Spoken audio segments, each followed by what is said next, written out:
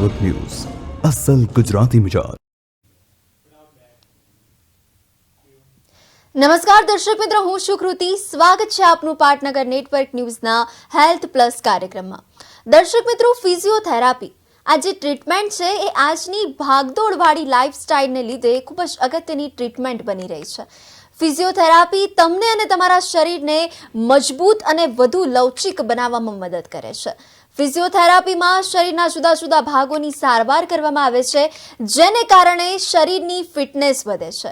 શરીરના હાડકામાં કોઈ જો સમસ્યા હોય તો ફિઝિયોથેરાપી અન્ય સમસ્યાઓ જેવી કે અસ્થિવા, પેશીઓમાં દુખાવો, જડતાની સારવાર એવી અનેક સારવારમાં રાહત મેળવવા માટે આ ફિઝિયોથેરાપીનો રોલ શું છે, કેવી રીતે રાહત મેળવી શકાય તે અંગે વધુ માહિતગાર કરવા આપણી વચ્ચે ઉપસ્થિત છે ડોક્ટર જાનવીબેન તેજાણી। સૌપ્રથમ સ્વાગત છે આપનું પાટનગર નેટવર્ક ન્યૂઝના હેલ્થ પ્લસ કાર્યક્રમમાં। થેન્ક યુ, નમસ્તે। સર્વપ્રથમ આપને પૂછવા માંગીશ કે અત્યારે ફિઝિયોથેરાપીની વાત કરી રહ્યા છે અને ઘણીવાર વધુ પડતા કામને કારણે અને ખોટી મુદ્રાઓને કારણે આપણા ગરદન અને ખભા અકળાઈ જાય છે અને જ્યારે સ્નાયુઓ કડક થઈ જાય ત્યારે આ પીડા આપણને અસહ્ય બની જાય છે। તો ફિઝિયોથેરાપીથી આ ગરદનનો જે દુખાવો છે એમાંથી આપણે કેવી રીતે રાહત મેળવી શકીએ? જી નમસ્તે દર્શક મિત્રો, હું ડોક્ટર જાનવી તેજાણી લાસ્ટ 3 યર્સથી યુનિવર્સિટી હેલ્થ સેન્ટરની અંદર કાર્યરત છું। નેક પેઇનની આપણે વાત કરીએ તો બેઝિકલી નેક પેઇન છે એ અલગ અલગ રીતે અમે ડિવાઈડ કરતા હોઈએ કે ટ્રેપેઝાઇટિસ કહીએ કે જેની અંદર ટ્રેપેઝિયસ મસલ નેક થી શરૂ થઈ અને શોલ્ડર સુધી આવતો હોય તો ઘણીવાર ઈ મસલની અંદર સ્પાઝમ આવી જતું હોય। આ ઉપરાંત સ્પોન્ડાઇલાઇટિસ કહીએ, સર્વાઇકલ સ્પોન્ડાઇલાઇટિસ છે, બરાબર, કે જેની અંદર ડીજનરેટિવ ચેન્જીસ થતો હોય જેના કારણે નેકની જે પર્ટિક્યુલર ગાદી હોય એની અંદર સોજો આવે અને એના કારણે હાથની અંદર ઝંઝણાટી આવવી, ખાલી ચડવી, નેક સ્ટીફ થઈ જવી એવી કમ્પ્લેનો રહેતી હોય છે। તો સૌપ્રથમ અમે સ્પેશિયલ ટેસ્ટ દ્વારા એને ચેક કરીએ છીએ અને પછી આપણે એની અંદર પેઇન, પર્ટિક્યુલરલી પેઇન રિલીફ માટે આપણે એમને મોડાલિટીઝ જેવી કે ટેન્સ છે, અલ્ટ્રાસાઉન્ડ છે, બરાબર, તો એ આપીએ। પ્લસ જો એમને ડીજનરેશનના કારણે જે કમ્પ્રેશન આવ્યું છે ડિસ્ક ઉપર તો એની માટે આપણે સર્વાઇકલ ટ્રેક્શન પર્ટિક્યુલર મશીન આવે છે કે જેનાથી અપ્લાય કરી અને ટ્રેક્શન આપવામાં આવે અને એનાથી જે નેક ઉપર જે કમ્પ્રેશન છે તો એ આપણે રિલીઝ કરી શકીએ। આ ઉપરાંત એક્સરસાઇઝની વાત કરીએ તો એક્સરસાઇઝની અંદર નેકની જે સ્ટીફનેસ છે એને રિલેક્સ કરવા માટે નેક મોબિલિટી એક્સરસાઇઝ, મસલ્સ ને રિલેક્સ કરવા માટે સ્ટ્રેચિંગ એક્સરસાઇઝ છે। આ ઉપરાંત સર્વાઇકલ કોલરનો પણ ખાસ યુઝ કરવો જોઈએ। કમ્પ્યુટર વર્કર્સ આપણે જોઈએ કે ઓફિસની અંદર જે લોકો કન્ટિન્યુઅસ 8 hours 10 hours ની ડ્યુટી કરતા હોય તો જે કમ્પ્યુટર સ્ક્રીનની ઉપર કન્ટિન્યુઅસ જે આપણે આવી રીતે બેસીએ તો એના કારણે જે આ મસલ્સ છે સ્ટીફ થતો હોય છે, બરાબર, ટ્રેપેઝિયસ મસલ આપણે ટ્રેપેઝાઇટિસ કહીએ ને, તો એ જે પેઇન છે તો એને રિલીફ કરવા માટે આપણે એક્સરસાઇઝ કરવી જોઈએ। આ ઉપરાંત જો વર્કિંગ આર્સ ની અંદર પણ એક્સરસાઇઝ અમે પેશન્ટને ટીચ કરીએ કે એમનું જ્યારે વચ્ચે 5 મિનિટ્સનો સ્મોલ બ્રેક લે, બરાબર, અને એની સાથે વચ્ચે બ્રેક ટાઈમ ની અંદર સિમ્પલ જે નેકની સ્ટ્રેચિંગ એક્સરસાઇઝ છે જેમ કે આગળની તરફ આપણે નેકને લઈ જઈએ, પાછળ લઈ જઈએ, નેકને આવી રીતે આપણે સ્ટ્રેચ કરતા હોઈએ, બરાબર, તો નેકની સ્ટ્રેચિંગ એક્સરસાઇઝ કરી શકે। આ ઉપરાંત શેક, ઘરે ગરમ શેક છે, ઠંડો શેક છે, બરાબર, તો વધારે સ્ટીફનેસ લાગતી હોય તો ગરમ શેકનો પણ ઉપયોગ કરી શકાય। તો આવી રીતે નેક પેઇનમાં રિલીફ મેળવી શકાય। જી બિલકુલ। ગરદનના દુખાવાથી આપણે કેવી રીતના રાહત મેળવી શકાય, આ ઉપરાંત આપણે કસરત વિશે પણ ઘણી વાત કરી કે કેવા પ્રકારની કસરત કરવી જોઈએ, પરંતુ હવે અત્યારે જે ગુજરાતમાં HMPVનો વાયરસનો જે કહેર વધ્યો છે તો હવે આ વાયરસથી બચવા ફિઝિયોથેરાપી કઈ રીતે લોકોને ફાયદાકારક બની શકે? જી બેઝિકલી આપણે અત્યારે જોઈએ કે કેન્સરના કેસીસ બહુ વધતા જાય છે, રાઈટ?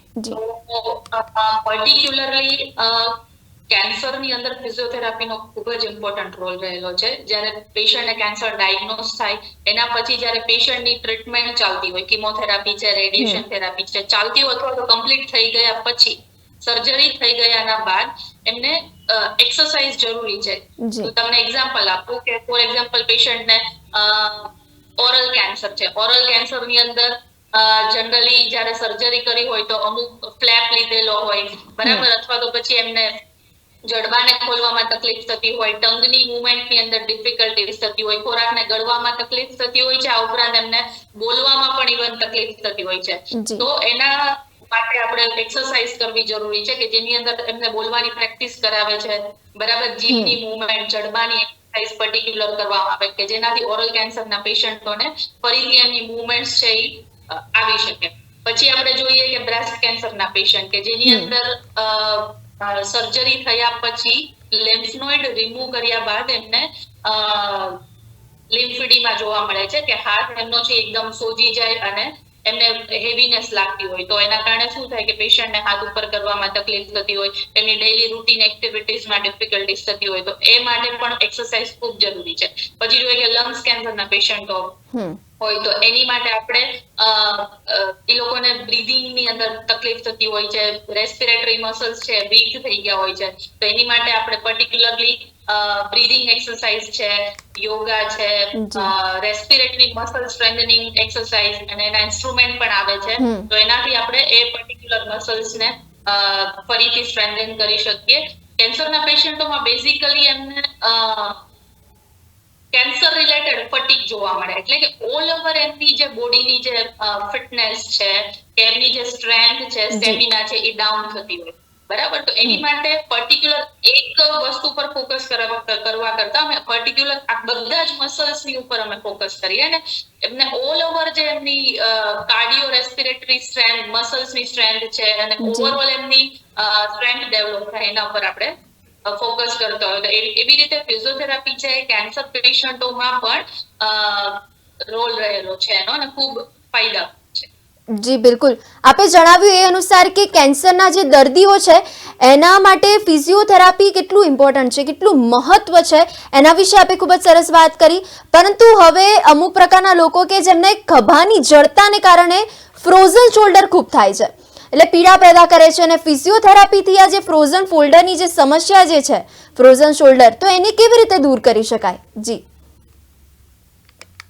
ફ્રોઝન શોલ્ડર ની વાત કરીએ તો ફ્રોઝન શોલ્ડર એટલે કે જે આપણો ખભાનો જે જોઈન્ટ છે તો ઈ અહીંયા પર્ટિક્યુલરલી બે બોન્સ થી બનેલો હોય છે. સ્કેપ્યુલા બોન કે જે આવી રીતે એનું હેડ હોય છે, સોરી એનું સ્કેપ્યુલા બોન, અને અહીંયા હેડ હોય છે બીજા બોન, એટલે પર્ટિક્યુલરલી આવી રીતે શોલ્ડર જોઈન્ટ હોય છે, બરાબર. હવે શું થાય કે આની અરાઉન્ડ જે કેપ્સ્યુલ આવેલી હોય છે, કેપ્સ્યુલ ટાઈટ થઈ જાય છે અને એની અંદર સોજો આવે છે જેના કારણે મૂવમેન્ટ ઇઝીલી થતી નથી અને એના કારણે પેશન્ટને હાથ ઉપર કરવામાં, ઉપર ઓવરહેડ એક્ટિવિટીઝ કરવામાં ડિફિકલ્ટીઝ થતી હોય. એને આપણે ફ્રોઝન શોલ્ડર તરીકે ઓળખીએ. હવે ફ્રોઝન શોલ્ડર થવાના કારણો આપણે વાત કરી કે મેઇનલી એનું ડાયાબિટીસના કારણે કેપ્સ્યુલ જે છે ઈ ટાઈટ થતી હોય છે, અથવા પછી પ્રાયરલી પેશન્ટને કોઈ શોલ્ડરની અંદર ઇન્જરી હોય, બરાબર, અથવા તો કોઈ હેવી વેઇટ લિફ્ટ કર્યો હોય અને અવોઇડ કરતા હોય, કોઈ વસ્તુ અવોઇડ કરતા હોય ઓવરહેડ એક્ટિવિટીઝ, તો પણ એમને પેશન્ટોને તકલીફ થતી હોય છે. આ ઉપરાંત જો આર્થરાઇટિસ કહીએ તો પેરીઆર્થરાઇટિસ છે, બરાબર. તો આ બધી કન્ડિશન્સ ની અંદર પેશન્ટને શોલ્ડર ની અંદર મૂવમેન્ટ્સ કરવામાં તકલીફ થતી હોય છે. તો એક્સરસાઇઝ જોઈએ કે પેશન્ટને સ્ટિફનેસ છે તો સ્ટિફનેસ રિલીઝ કરવા માટે એમને રેન્જ ઓફ મોશન એક્સરસાઇઝ કરાવી આપણે. પછી એમને અરાઉન્ડ જે મસલ્સ છે બધા ટાઈટ થઈ ગયા હોય તો સ્ટ્રેચિંગ એક્સરસાઇઝ છે, શોલ્ડર ગર્ડરની એક્સરસાઇઝ કરાવીએ. પછી એમને પેઇન ખૂબ હોય છે તો એ દરમિયાન એમને આપણે આઈએફટી મશીન છે, પ્લસ એમને ઇન્ફ્રારેડ છે, તો એનાથી પેશન્ટનું પેઇન રિલીફ થાય. અલ્ટ્રાસાઉન્ડ પણ છે, બરાબર. અને એક્સરસાઇઝ ની અંદર આપણે વાત કરીએ કે સ્ટ્રેચિંગ એક્સરસાઇઝ અને ખાસ એમને સ્ટ્રેન્થન કરવો ખૂબ જરૂરી છે. એમને ફંક્શનલ એક્ટિવિટીઝ કરાવવામાં આવે, આ ઉપરાંત મસલ્સને સ્ટ્રેન્થનિંગ કરાવવામાં આવે તો અગેન પેશન્ટનું નોર્મલ જે રેન્જ ઓફ મોશન છે આવી જાય અને પર્ટિક્યુલરલી પોતાના રેગ્યુલર એક્ટિવિટીઝ કરી શકતો હોય. એટલે ખાસ ફ્રોઝન શોલ્ડરની કમ્પ્લેન હોય તો અવશ્ય ફિઝિયોથેરાપી ડોક્ટરની મુલાકાત લેવી જોઈએ.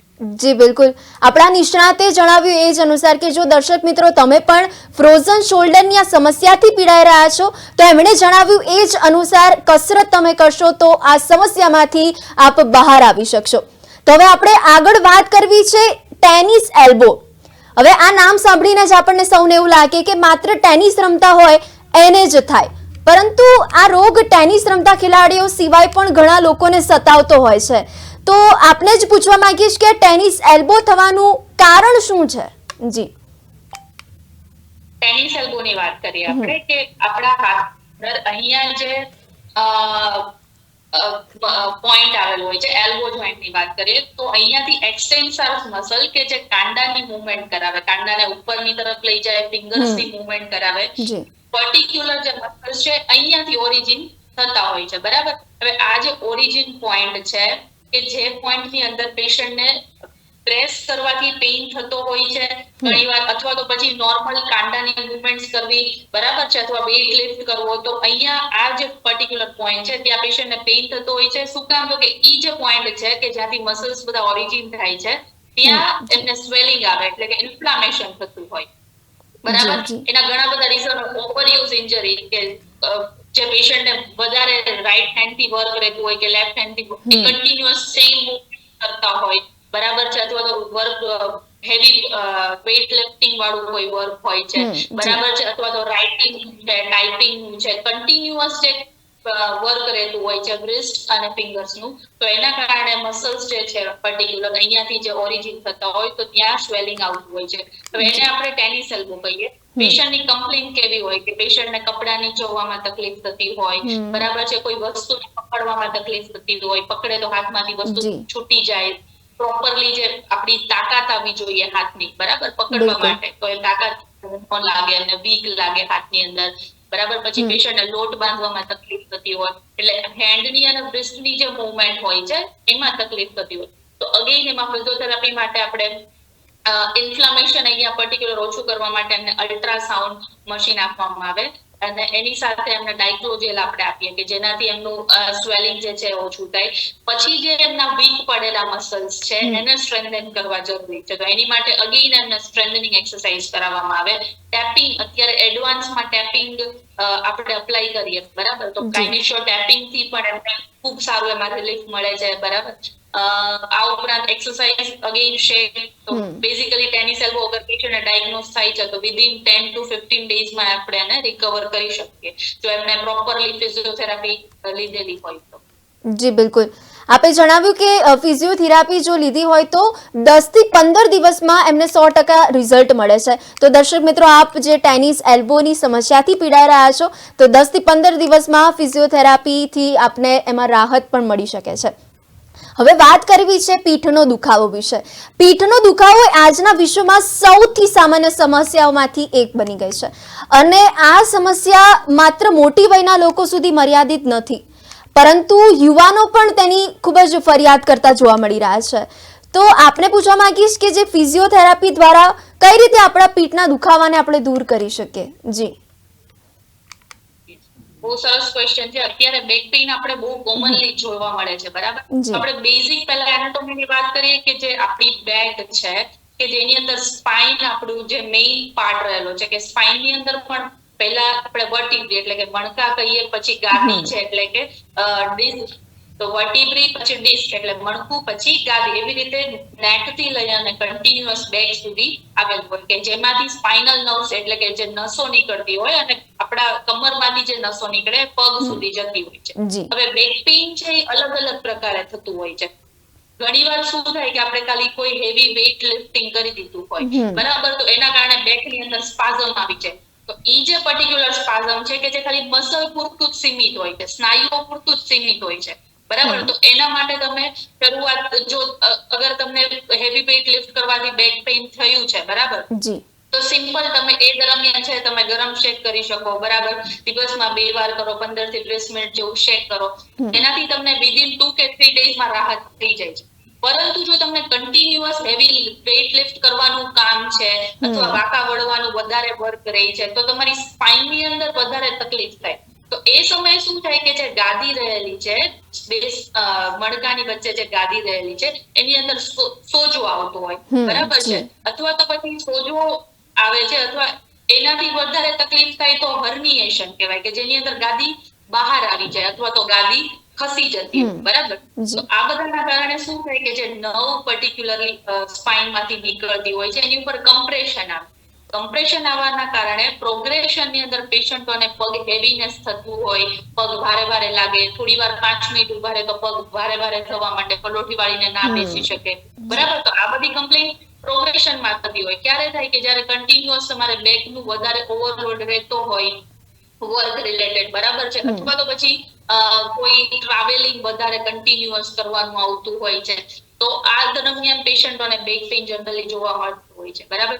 એટલે આપણે જોઈએ કે લંબાર સ્પોન્ડાઇલોસિસ એટલે કે ડીજનરેટિવ ચેન્જીસ થતા હોય, મેઇનલી એજ રિલેટેડ હોય છે કે વધારે એજના લોકોમાં ડીજનરેશનના કારણે સ્પોન્ડાઇલોસિસ જોવા મળે. સ્પોન્ડાઇલાઇટિસ એટલે કે ઇન્ફ્લામેશન એ કોઈ પણ ઉંમરના પેશન્ટોમાં જોવા મળે, કે કોઈ પણ તમે હેવી વેઇટ લિફ્ટ કર્યું હોય, આપણે આગળ વાત કરીએ તો થતું હોય છે, બરાબર. સ્પોન્ડાઇલોલિસ્થિસ એટલે કે ગાદી કમ્પ્લીટલી ખસી જતી હોય, મણકું આગળની બાજુ ખસી જાય, બરાબર. તો એ સ્પોન્ડાઇલોલિસ્થિસ, તો એના કારણે પણ બેક પેઇન થતો હોય છે. અથવા તો બહુ પ્રોગ્રેશનમાં જ્યારે આ બધી જ વસ્તુથી આગળ હજી વધારે સ્પાઇન ઉપર લોડ આવે છે, તો સ્ટીનોસિસ થઈ જાય, કે કમ્પ્લીટલી જે ફોરામિના હશે એ એકદમ એની સાઇઝ ડિક્રીઝ થઈ જાય, ઓછી થઈ જાય, કે જેના કારણે જે નર્વ્સ નીકળે છે એની પર કમ્પ્લીટલી કમ્પ્રેશન આવી જાય. એ સમયે પેશન્ટને સર્જરીની જરૂર પડતી હોય છે, બરાબર.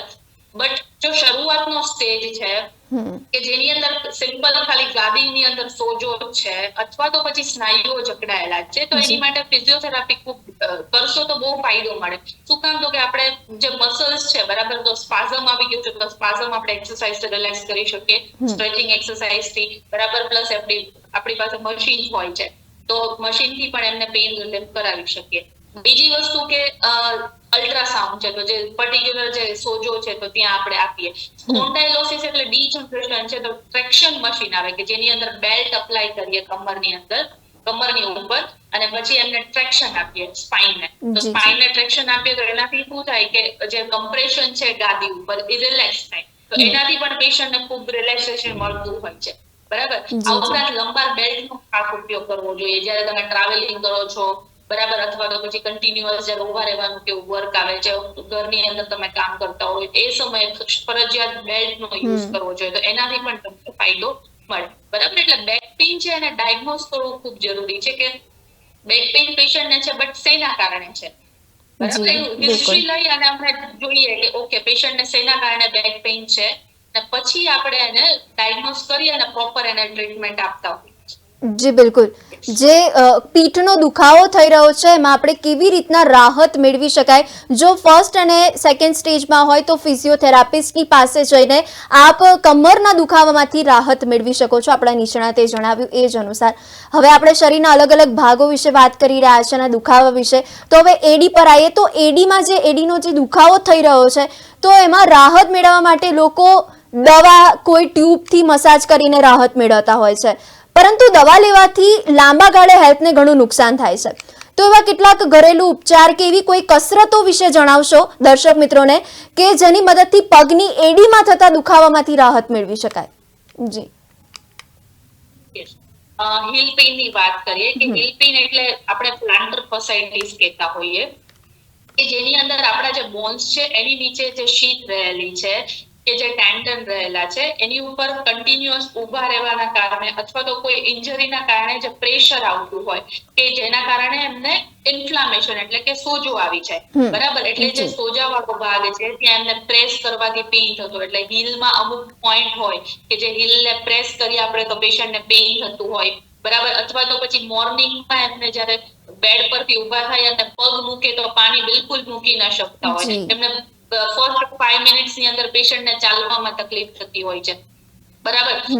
ખુલ્લા પગે ચાલી ન શકતું હોય પેશન્ટ, બરાબર. તો આ જે પર્ટિક્યુલર કમ્પ્લેન હોય છે હીલ પેઇન ની, તો એની માટે આપણે ઘરે પણ આપણે શેર કરી શકીએ. તો બેઝિકલી જો રિસેન્ટલી પેશન્ટને 15-20 દિવસની અંદર કમ્પ્લેન શરૂ થઈ હોય તો એમને આઈસ ક્યુબ થી એમને મસાજ 5 મિનિટ કરી શકે, બરાબર. એ ભાગ ઉપર જે પેઇન થાય છે ત્યાં 5 મિનિટ માટે જો આઈસિંગ કરે અથવા પછી એમને ડિરેક્ટલી આઈસ પેક અપ્લાય કરે તો એમને પેઇન રિલીફ થતું હોય છે, ઇન્સ્ટન્ટ પેઇન રિલીફ, બરાબર.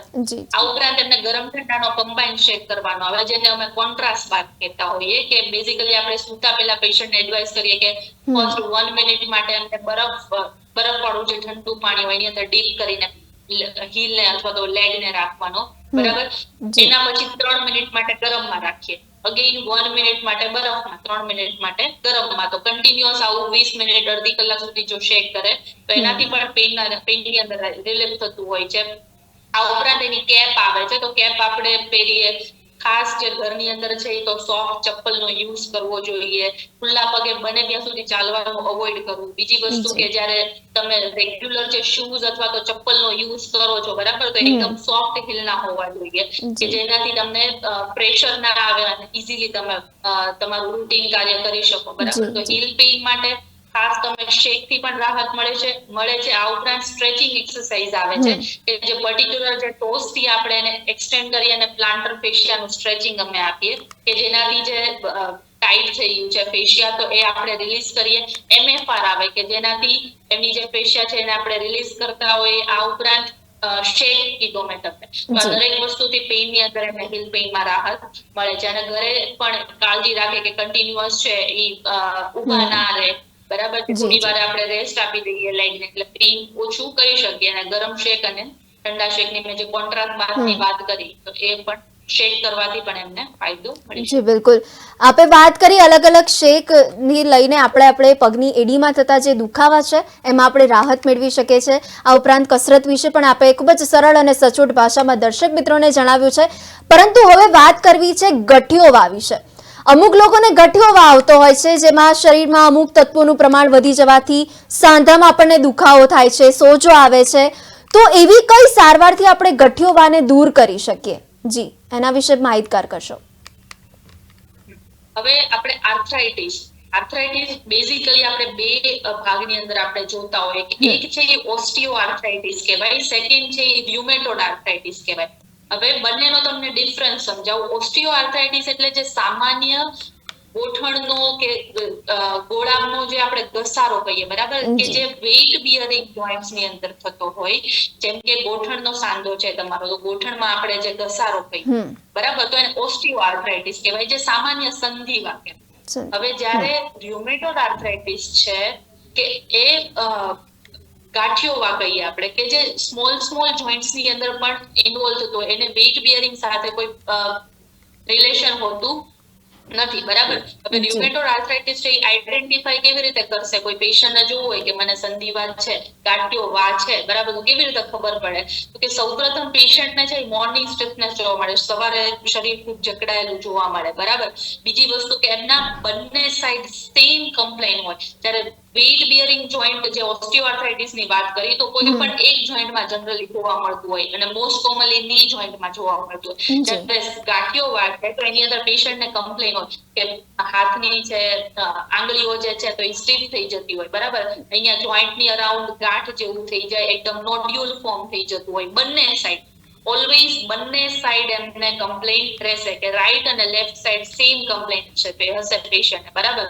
સેમ વસ્તુ શોલ્ડર છે તો બંને શોલ્ડરમાં, બટ પર્ટિક્યુલરલી સ્મોલ જોઈન્ટ્સ ની અંદર પહેલા જોવા મળે છે. એવી જ રીતે પગની આંગળીઓ છે, અંગૂઠા છે, જેની અંદર એમને નોડ્યુલ ફોર્મ થઈ ગયું હોય, ગાંઠ જેવું પડી ગયું હોય, બરાબર. એટલા માટે એને ગાંઠિયોવા આપણે જનરલી કહેતા હોય.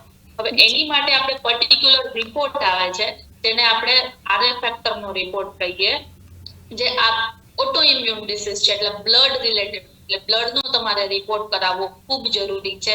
જેની અંદર આપણે આરએ ફેક્ટર નો રિપોર્ટ કરાવીએ. એની અંદર પર્ટિક્યુલરલી તમારે કયા ડોક્ટરને બતાવવું જોઈએ? સૌપ્રથમ તમારે ર્યુમેટોલોજિસ્ટ ડોક્ટરને કન્સલ્ટ કરવું જોઈએ. જ્યારે એ ડોક્ટર તમને પ્રોપરલી તમારી મેડિસિન શરૂ થાય છે એની સાથે સાથે તમારે ફિઝિયોથેરાપીની સહાય લઈ શકાય. શું કામ? તો કે જે એમને સ્ટિફનેસ આવી ગઈ છે, મૂવમેન્ટ્સમાં તકલીફ થાય છે અને જો લોંગ ટર્મ થી એમને આ હશે તો પેશન્ટને ડિફોર્મિટીઝ ડેવલપ થઈ ગઈ હશે, આંગળીઓ ત્રાસી થઈ જવી, કાંડા ત્રાસુ થઈ જવું, બરાબર.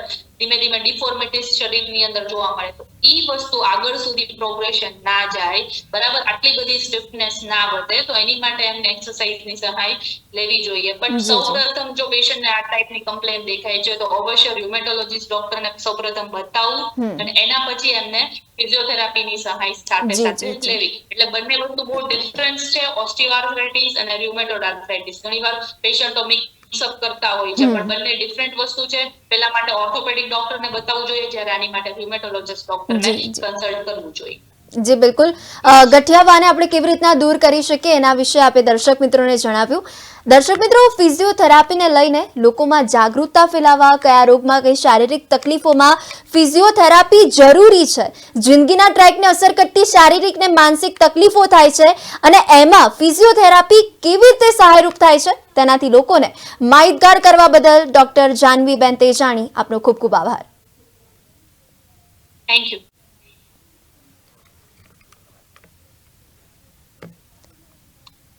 તો દર્શક મિત્રો, આવી જ આરોગ્યને લગતી તમામ માહિતી જાણવા જોતા રહો પાટનગર નેટવર્ક ન્યૂઝનો હેલ્થ પ્લસ કાર્યક્રમ.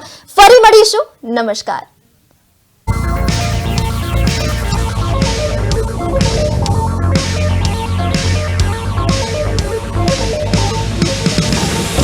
પાટનગર નેટવર્ક ન્યૂઝ, અસલ ગુજરાતી મિજાજ.